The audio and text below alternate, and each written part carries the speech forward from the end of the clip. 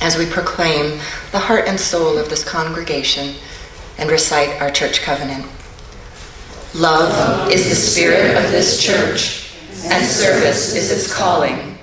This is our great covenant, to dwell together in peace, to seek the truth in love, and to help one another. So, today we are looking at being in the present moment. Now, the present moment is, where else would we be, right? I mean, we're clearly in the present moment, and that moment, and that moment, and even that moment that just went by. But we're not always in the present moment in our minds. So today is an invitation to come into that present moment. And I share with you, as we take time to take a nice deep breath, maybe close our eyes, realize our feet are on the ground, what's going on inside of us and around us. I share with you this poem by Thich Nhat Hanh called The Good News. They don't publish the good news. The good news is published by us. We have a special edition every moment, and we need you to read it. The good news is that you are alive, and the linden tree is still there, standing firm in the harsh winter. The good news is that you have wonderful eyes to touch the blue sky.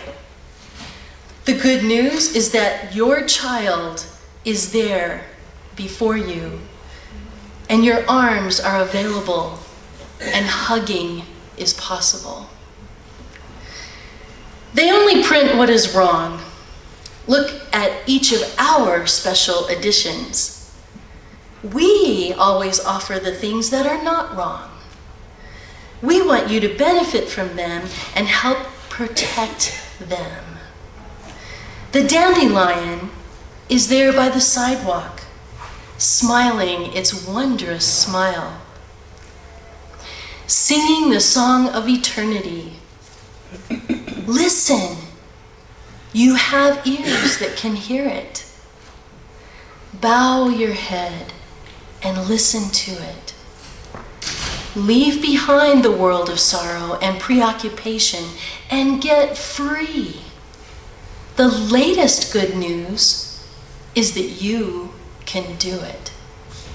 So come, my friends, come into this space of worship with the sound of the bell and a little bit of silence.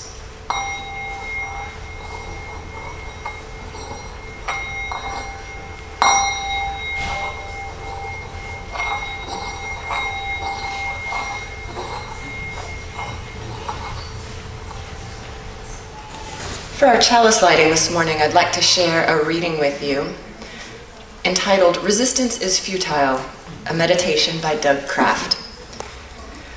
We want to give you an update on our progress, the captain said over the PA. A silent groan went through the passengers. The word update meant the problem wasn't fixed. I was on a plane, sitting on the tarmac, trying to get to the East Coast, where I was officiating at my nephew's wedding. We took off nearly an hour behind schedule. My itinerary gave me an hour in Houston before a connecting flight. I'd hoped to get something to eat. Instead, I barely made the plane. I like to look out airplane windows. The woman by the window closed the shade so she could watch a movie. The woman right next to me had 3 martinis and laughed constantly as she watched the movie. I wasn't interested in the movie. I read a little, slept a little, worked on my computer a little. Nothing was satisfying. There was nothing left for me to do but meditate. I didn't want to meditate because there was so much aversion inside me about all the things that hadn't gone the way I wanted. When I closed my eyes, I was too worn to fight the aversion, so I didn't try. I just felt the cranky thoughts and relaxed. The aversion wasn't that pack of grubby monsters I'd feared. It was like a 4-year-old complaining that Dad hadn't cut the crust off the bread of his sandwich. It was sad, but kind of sweet and endearing. I remembered that crucial meditation lesson. Resistance is futile. Fighting reality, wanting things to be different than they are, is what Jean Houston calls schlock suffering. Life has its unavoidable discomforts, but it doesn't turn into anguish unless we have the hubris to think it should be different just because we want it to be different. Aversion is like an ocean wave rolling toward us. We can try to run from it, but it's likely to catch us from behind, sweep us away, or knock us flat. The Buddha recommended turning toward discomfort and getting to know it, even if that means diving into the wave. Then we experience its true nature. Water that passes by in a rush. Not so bad after all. Sitting on the plane, I learned this again for the 1000th time. Old habits of turning away are deeply conditioned. I have to learn it over and over until relaxing into the wave becomes a deeper habit. It was almost midnight when my sister picked me up at the airport. I was worn, tired, hungry, and unexpectedly light in spirit. We light this chalice for all the waves life brings that threaten to sweep us away. May we too face them and dive deeply into them with our awareness to learn their true nature and the true nature of ourselves.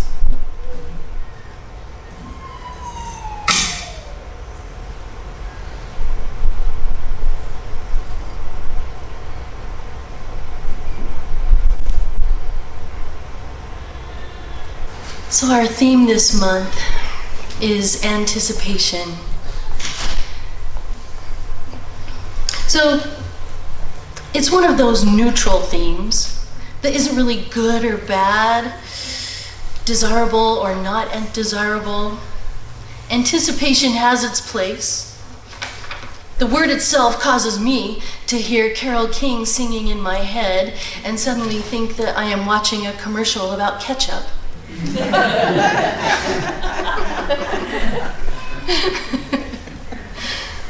It's fun to anticipate something wonderful that's about to happen. That kind of anticipation can be even more delightful than the actual moment of the event.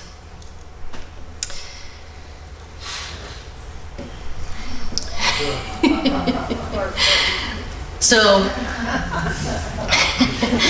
the truth is that we all seem to live in this constant churning of the past and the present and the future, which can be rather tense. And we have all these conglomerations of all these thoughts and memories running around in our heads. It's not just me, is it, right? Okay, just checking. I didn't think so, but... And we throw some fantasies in there, intermingled with stories that we make up about other people and events, and pretty soon we don't really know where reality actually is. Have you ever discovered that? So, I learned the other day, well, a while back, from researcher Brene Brown about something called foreboding joy. Foreboding joy. So Brene Brown explains that joy is the most vulnerable emotion that we can experience. And if you cannot tolerate joy, what you do is start dress rehearsing tragedy. You know those moments in your life where it's like everything is wonderful and you're like, oh no, something horrible is about to happen. And you start seeing it in your imagination and you just know something bad's going to happen because things just can't ever be this good. Y'all know what I mean? That's what she's talking about. So during her research, Brene Brown said that she met people who also had a profound capacity for joy. The difference, she says, is that when they really felt something went blissful, they felt grateful. And when something horrible happened, they also felt grateful. Instead of using it as a warning to start practicing disaster, brace yourselves. They used it as a reminder to practice gratitude. Brown explains that foreboding joy is a defense mechanism that keeps us detached from experiencing the fullness of our feelings. True joy happens in the here and now and requires us to be open-hearted and open-minded. In essence, it requires us to be vulnerable. And so no wonder she calls it the scariest of all emotions. It takes courage to be vulnerable, but living behind our emotional armor that keeps us from being vulnerable has a very, very big price. You see, we are cheating ourselves out of fully being alive in every moment of our lives, just so that we can stay safe and not be vulnerable. Is it worth it? That's the big question. And it is just one example of how we avoid really being present, how we avoid the here and now, how we avoid reality. And yet the cost is being really fully alive.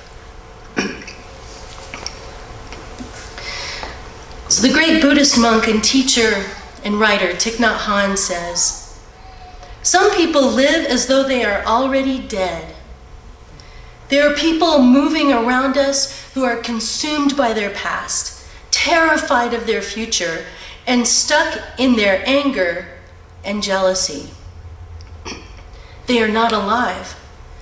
They are just walking corpses." Now, I don't know about you, but sadly, that resonates for me. I know what that feels like. Can you relate to this? Are you feeling numb to the world? Do you feel like maybe you've lost your capacity for joy? Do you ever feel like you are just going through the motions of yet another day? And some part of you is left wondering, what else is there?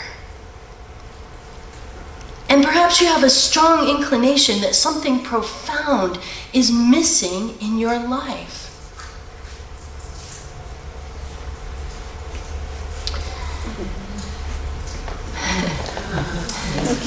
There is something profound missing in your life. The present moment and reality just the way it is.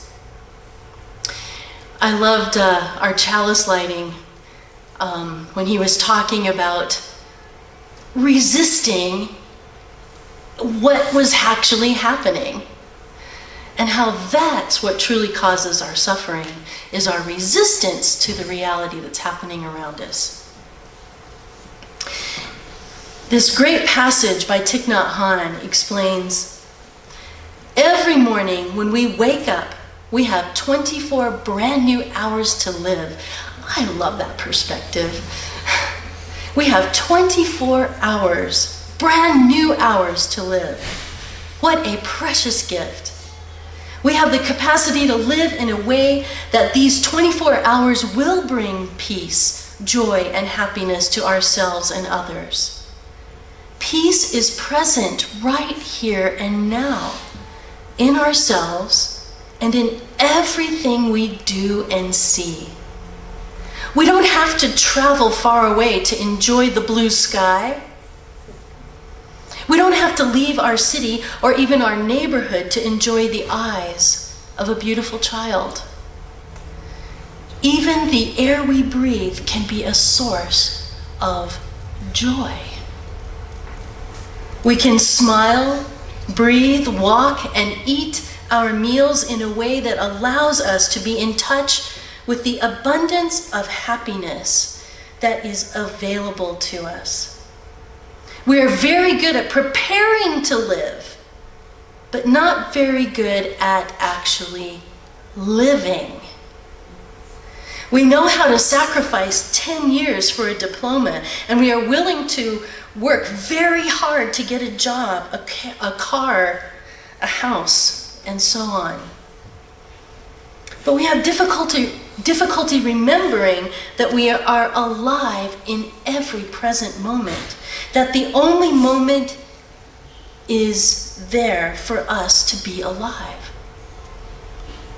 Every breath we take, every step we make can be filled with peace, joy, and serenity.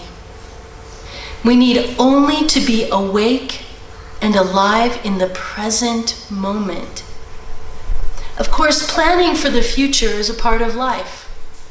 Someone said to me the other day, I don't really get this present moment stuff, you know, because how can you just be in the present moment all the time? I mean, I need to be planning my day. I need to be planning my life. I need to be doing stuff to get ready for that. I can't sit around thinking that I'm just in the present moment all the time. So Thich Nhat Hanh has a great response to that when he says, of course, planning for the future is part of life. But even planning can only take place in the present moment.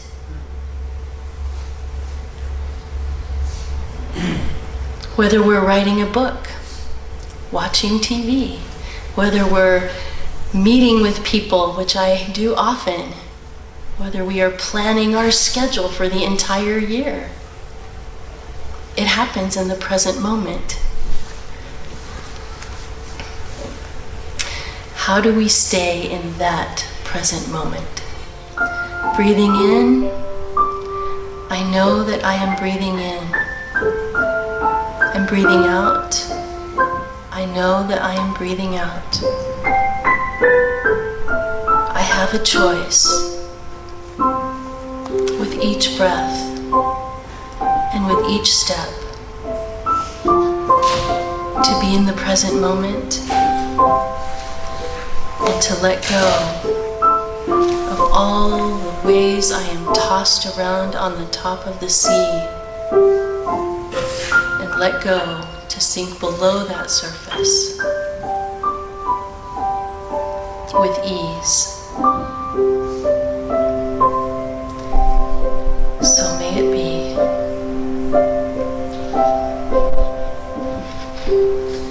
Amen.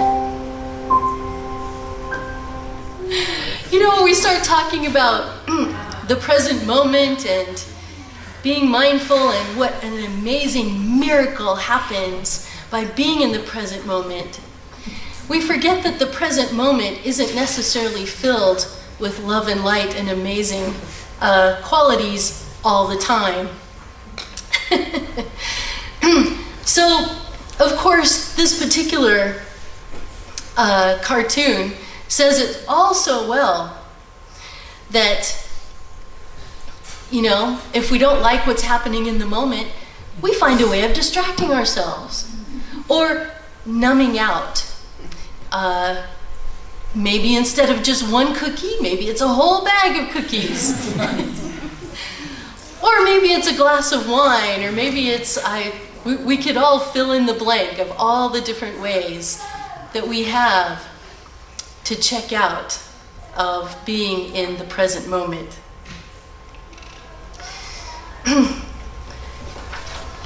So, here I'm experimenting with things, so you have to bear with me. So you may be wondering, how could any of us possibly be in any other place than the present moment? And of course our bodies are in the present moment, but our awareness and our focus can be many different places. Are you in the present moment right now? Are y'all with me? Yep. Just checking.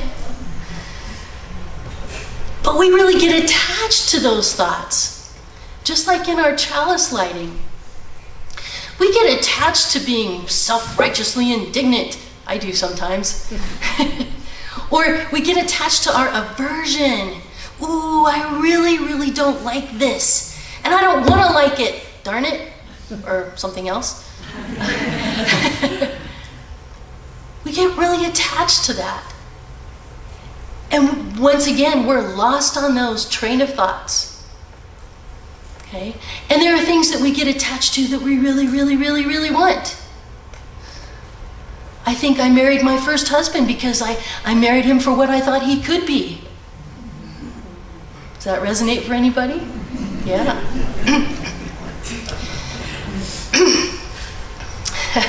Sometimes we marry ideals instead of people. Or sometimes we get into all kinds of other things because we think of the ideal rather than the reality. So I have, or I should say we have, Steve and me, my husband, we have so many books, it's ridiculous. And we have shelf after shelf after shelf of books on spirituality from all different faith traditions. I think I've pretty much got all of them covered. You might be able to find some obscure piece that I don't. In all of those books, in all the blogs, all of the retreats that I've been to, all of the different teachings, podcasts, there are a few teachings that keep coming up again and again and again. Live in the present moment is a key teaching from different faith traditions and from science and psychology, even from learning about how to play tennis. Do y'all remember the inner game of tennis? I think it was written in the mid-70s originally, and it actually gave rise to the life coaching craze that we see happening. The author of The Inner Game of Tennis, Timothy Galway, says this: when the mind is free of any thought or judgment, it is still, and it acts like a mirror. Then, and only then, can we know how things truly are.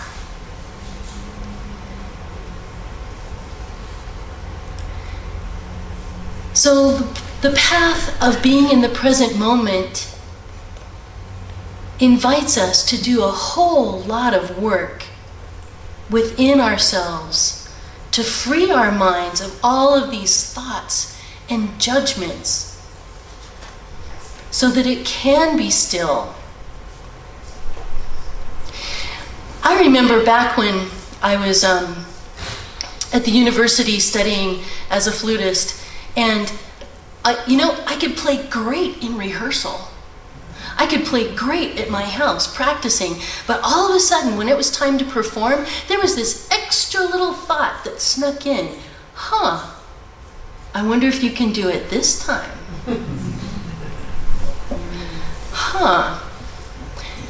There are all these people out there watching this time. And wouldn't you know that the moment that thought happened, a little mistake would jump in. And just like that. That was perfect timing. Are we back in the present moment? Fantastic.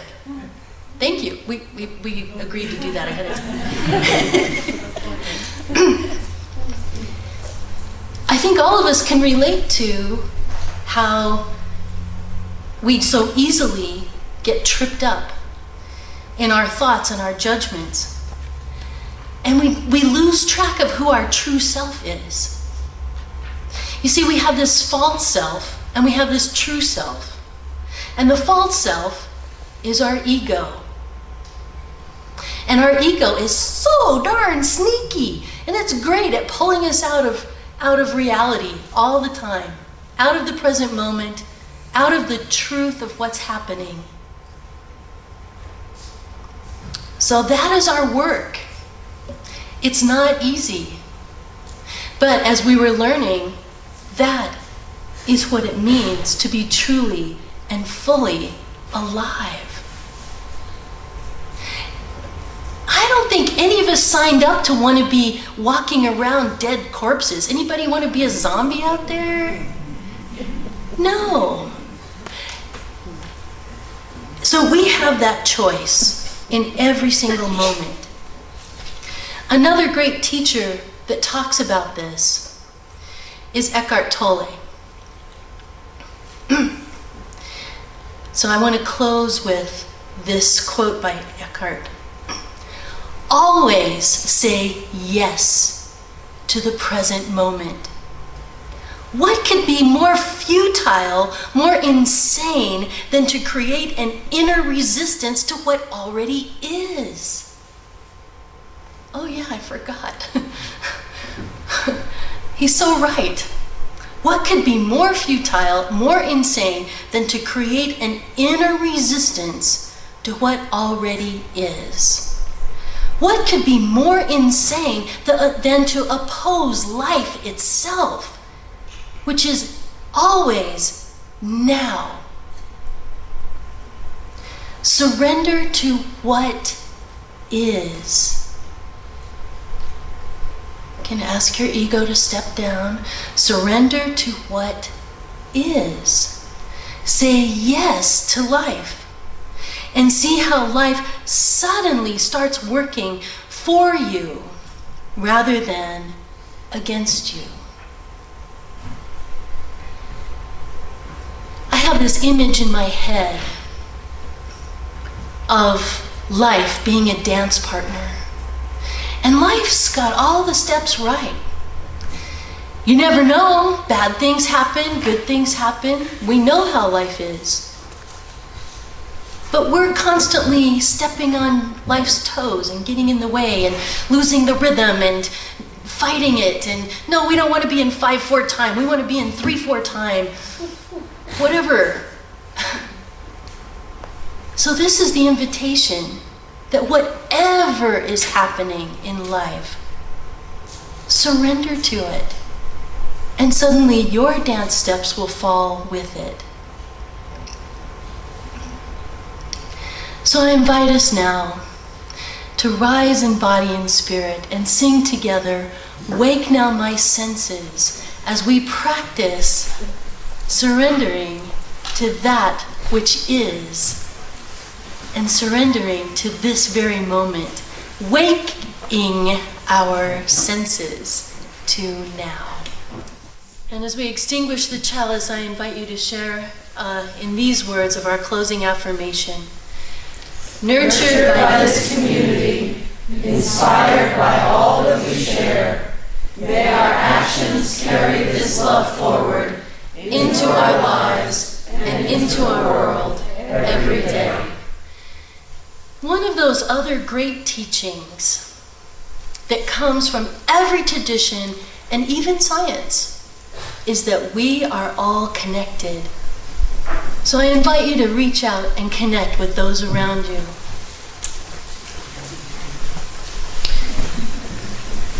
And we can only experience this connection in the here and now.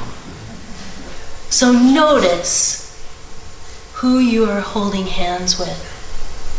Remember, they are a part of your life. We are all connected. I share with you this great reading. Look to this day, for it is life, the very life of life. In its briefest course lies all its verities and realities of your existence, the bliss of growth, the glory of action, the splendor of beauty. For yesterday is but a dream and tomorrow is only a vision, but today, well lived, makes every yesterday a dream of happiness and every tomorrow a vision of hope. Look well, my friends, to this day and this present moment. May it always be so. Amen.